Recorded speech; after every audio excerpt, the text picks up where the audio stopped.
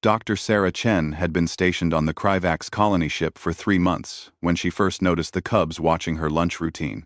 The juvenile Kryvax apex predators, from a high-gravity world where everything evolved to hunt or be hunted, had shown minimal interest in human customs until that fateful afternoon in the observation deck's dining area. She'd been making her usual turkey sandwich: bread, lettuce, tomato, cheese, mustard, and carefully arranged slices of deli meat. Nothing special. Nothing that should have attracted the attention of two young aliens, whose species considered humans to be fascinating but fragile curiosities.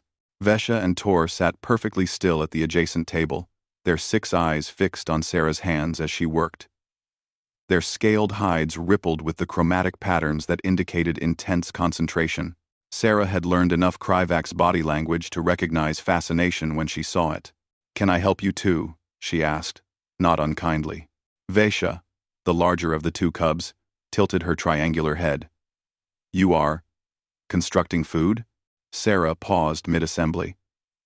"I'm making a sandwich. It's what humans do. We combine ingredients." Tor's tail twitched with excitement.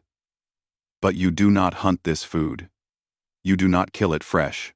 "Well, no," Sarah admitted, gesturing to her turkey slices. "This meat was processed. Prepared. We don't usually eat things we've just killed." The two cubs exchanged what could only be described as a look of profound revelation. In their culture, food was seized with claws and consumed immediately, often while the prey still struggled. The concept of preparing food, of assembling it into layers, of waiting to eat it, this was alien to them in ways that faster-than-light travel was not. "This is human food magic," Vesha whispered reverently. Sarah bit into her sandwich, completely unaware she'd just become a cultural icon. 2 weeks later, the Kryvax captain summoned Sarah to the youth quarters with an urgent request. "Please," Captain Rix growled, her massive form barely fitting through the human-sized doorway. "Come. See what your influence has created." Sarah followed the captain into the cubs' common area and stopped dead in her tracks. The room had been transformed into something between a butcher shop and an art installation. Dozens of young Kryvax sat at tables, carefully stacking pieces of raw meat into towering structures. Some had added leaves, actual leaves from the hydroponics bay.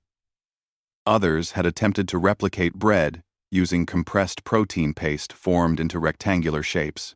Vesha stood at the center of the chaos, holding up what appeared to be 3 slabs of uncooked red meat with a piece of vegetation wedged between them. "Human food," she announced proudly, her voice carrying the clicking undertones of deep satisfaction. Tor rushed over to Sarah, his claws delicately cradling his own creation, a wobbling stack of 5 different meat cuts, each a different color and texture, with what looked like engine lubricant drizzled on top. "Teacher Sarah," he said formally, using the honorific the cubs had given her. "I have made the human food. Is it correct?" Sarah stared at the raw meat tower, its layers slipping slightly to one side, and searched for words that wouldn't crush the young alien's obvious pride. "It's very creative," she managed. "But Tor, human food is usually cooked. We apply heat to it." A collective gasp rippled through the assembled cubs. "Heat?" Vesha's hide flashed patterns of confusion. "You burn the meat before layering?" "We don't burn it. We cook it," Sarah explained, already realizing this was going to require a demonstration. "It changes the texture, kills harmful organisms, and changes the flavor. It's neck videoes. And in 24. This is deep magic," Tor breathed. "How hot is the fire?" Over the next hour, Sarah found herself conducting an impromptu cooking class for 30 juvenile apex predators who had never conceived of thermal food preparation. She showed them how to use the human-safe heating elements, explained the concept of doneness, and demonstrated proper sandwich assembly. The cubs watched with the intensity of students witnessing quantum physics for the first time. When she finally produced a proper grilled turkey sandwich, toasted bread, melted cheese, warm meat, the cubs fell silent. Vaishya approached it like an artifact from an advanced civilization, which, in a sense, it was. "May I taste the human food?" she asked quietly. Sarah hesitated. Kryvak's digestion could handle almost anything, but she wasn't sure if bread and processed cheese qualified. Just a small bite. Vaishya took the tiniest portion, chewed thoughtfully, and her hide erupted in brilliant patterns of blue and gold, the Kryvak's equivalent of tears of joy. "It is warm," she whispered. "The layers are warm and soft and together." Within a week, human food had become a cultural phenomenon among the young Kryvaks. They couldn't replicate sandwiches exactly. Their dietary needs required mostly raw protein, but they'd adapted the concept.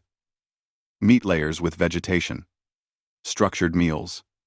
Presentation over pure utility. The elder Kryvaks were horrified and fascinated in equal measure. Captain Rix cornered Sarah in the corridor one evening, her expression unreadable. "You have changed them," the captain said. "The cubs now delay gratification. They construct their meals. They have developed aesthetics in their feeding." Sarah waited for the reprimand. Instead, Rix's hide shifted to warm amber, the color of respect. "You have taught them patience, structure. That sustenance can be more than simple fuel. This is a gift, human." Sarah thought about her simple turkey sandwich and how such a small thing could ripple across cultures. "I just made lunch," she said. "No," Captain Rix replied. "You showed them that civilization exists, even in small acts. That care and preparation have value. That food can be beautiful." Back in the youth quarters, Vesha and Tor were teaching the younger cubs the proper way to stack their protein layers, debating whether the vegetation should go on top or in the middle, and someone had started a philosophical discussion about the spiritual meaning of toasting. Sarah smiled. Humanity's legacy among the stars might not be weapons or warp drives. It might just be sandwiches, and perhaps that was more profound than anyone had realized.